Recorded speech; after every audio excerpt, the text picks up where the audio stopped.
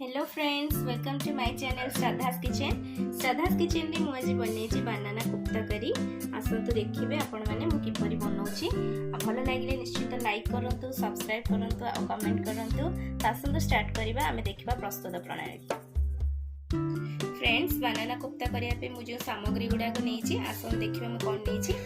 दुईटा नेछि कंचा कदली, धनिया पत्र, अल्प किछि बेसन नेछि, तापर मु नेछि अदा रसुण बटा नेछि आ दुईटा पियाज नेछि। गोटे आमे छोट छोट करी काटिबा आ गोटे आमे बाटिबा। आ गोटे टमाट नेछि, टमाट को मध्ये बटा हबो। हळदी, लूण, लंका गुंड, जीरा पाउडर, धनिया पाउडर, गरम मसला, चिकन मसला आ किछि कस्तूरी मेथी। तो आसंतु एबे आमे देखिबा प्रस्तुत करिबा आ कदली कोफ्ता।